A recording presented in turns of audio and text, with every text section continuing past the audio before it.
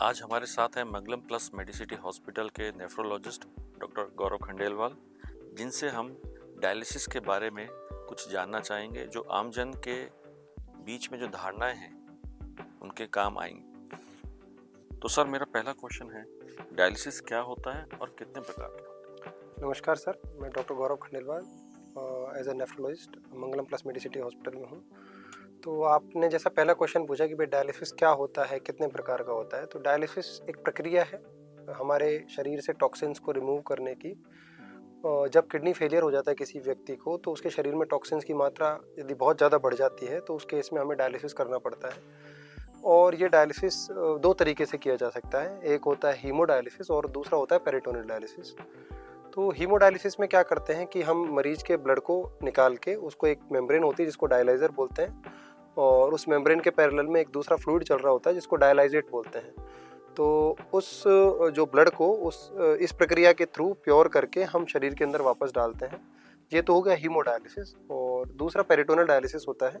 दोनों एक दूसरे के रूप में यूज़ किए जा सकते हैं। यदि किसी को हीमोडायलिसिस है तो उसको पेरिटोनियल डायलिसिस भी किया जा सकता है, और यदि किसी को पेरिटोनियल डायलिसिस हो रहा है तो उस केस में हीमोडायलिसिस भी किया जा सकता है। कुछ एक कॉन्ट्राइंडिकेशंस होते हैं दोनों के। कुछ केसेस में हम हीमो ना करके केवल पेरिटोनियल करते हैं, कुछ एक केसेस होते हैं जिनमें पेरिटोनियल ना करके हम हीमोडायलिसिस करते हैं। बाकी पेरिटोनियल डायलिसिस में मेनली क्या होता है कि हम शरीर के अंदर वो फ्लूइड डालते हैं, पेट के अंदर, और पेट के अंदर हमारे एक मेम्ब्रेन होती है जिसको पेरिटोनियल मेम्ब्रेन बोलते हैं। वो पेरिटोनियल मेम्ब्रेन एक मेम्ब्रेन की तरह काम करती है, और वो मेम्ब्रेन के बीच में और उस फ्लूइड के बीच में जो वेसल्स होती है मेम्ब्रेन में, उसमें जो टॉक्सिन्स हैं उनका एक्सचेंज होता है।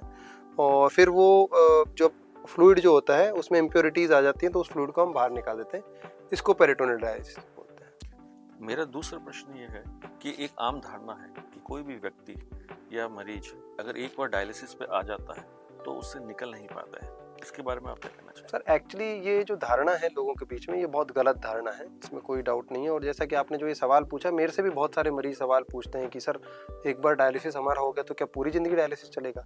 ऐसा बिल्कुल भी नहीं होता है। ये डिपेंड करता है कि हमारा जो किडनी फेलियर हो रहा है वो किस कारण से हो रहा है।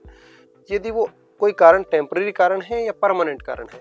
यदि किसी का टेम्पररीली किडनी फेल हुआ है, जैसा कि बहुत कॉमन होता है कि शरीर का अचानक से बीपी कम हो जाना, शरीर के अंदर कोई इन्फेक्शन हो जाना, और भी बहुत सारे शरीर के अंदर कोई टॉक्सिन की वजह से किडनी में इंजरी हो जाना, ऐसे बहुत सारे तमाम कारण होते हैं जिनकी वजह से टेम्पररीली हमारी किडनी में डैमेज हो जाता है।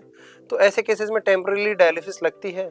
जो डायलिसिस मुश्किल से मुश्किल 15-20 दिन या 1 महीने या 1.5 महीने डायलिसिस चलती है, और उसके बाद वो डायलिसिस बंद हो जाती है, यदि वो ऐसा कारण है जिसका ट्रीटमेंट संभव है। कुछ ऐसे कारण होते हैं जिनका ट्रीटमेंट पॉसिबल नहीं होता है, तो उन केसेस में परमानेंट डायलिसिस चलती है। और आपकी किडनी में डैमेज ही इतना ज़्यादा हो गया है जो कि लंबे समय से चल रहा था, और बहुत ज़्यादा डैमेज, अब वो स्थिति आ गई कि अब परमानेंट डैमेज है, उसका कुछ नहीं किया जा सकता, तो उस केस में परमानेंट डायलिसिस चलता है। तो इट ऑल डिपेंड्स कि कॉज क्या है किडनी फेलियर का। ये एक और धारणा है मरीज के या किसी भी व्यक्ति जो डायलिसिस के, कि उसके साथ खतरे बहुत एसोसिएटेड होते हैं, तो उसके बारे में क्या कहना है? सर, एक्चुअली डायलिसिस, मैं बोलूँगा आज से 100 साल पहले जब पहली बार जब डायलिसिस आई थी, तब उन खतरों की हम बात करें तो एक अलग बात हो जाती है। आज जब हमारे पास इतने एडवांसमेंट डायलिसिस को लेके आ गए हैं, तब बहुत ज़्यादा खतरे डायलिसिस से जुड़े हुए कुछ नहीं हैं। लेकिन जैसा कि मैंने बताया कि भाई हम ब्लड को शरीर से बाहर निकाल रहे हैं, और जैसा कि पेरिटोनियल डायलिसिस में तो मैंने बताया कि हम वो भी नहीं करते हैं कि शरीर से बाहर निकालने वाला काम। और दूसरी चीज़ मैंने बताया कि भाई हम बाहरी चीज़ एक के कांटेक्ट में हमारा ब्लड आ रहा है, चाहे वो हीमोडायलिसिस हो, चाहे वो पेरिटोनियल डायलिसिस हो, तो थोड़ा सा इन्फेक्शन होने का खतरा थोड़ा बढ़ जाता है। और हीमोडायलिसिस में थोड़ा हार्ट के ऊपर प्रेशर आ सकता है कि भाई शरीर से खून बाहर निकल रहा है, और वो भी बहुत रेयर केसेस में होता है ऐसा कुछ, और वापस शरीर के अंदर ब्लड जा रहा है। तो बहुत ज़्यादा खतरे डायलिसिस की वजह से कुछ शरीर पे नहीं होते हैं। मैं आपको सिंपल सी बात बताऊँ, थोड़ा इन्फेक्शन होने का रिस्क रहता है, लेकिन यदि वो भी हम बहुत अच्छे से ध्यान रखें, स्टेरिलिटी मेंटेन करके रखें, तो आई डोंट थिंक कि उससे कुछ ज़्यादा फर्क अपने को पड़ने वाला है। तो ऐसे कोई ज़्यादा खतरे नहीं होते हैं सर डायलिसिस से रिलेटेड। धन्यवाद डॉक्टर गौरव खंडेलवाल। मैं आशा करता हूँ कि हमारे दर्शकों को जो भी आज व्यूज शेयर करे डॉक्टर गौरव खंडेलवाल ने डायलिसिस के बारे में, वो उनके काम आएंगे।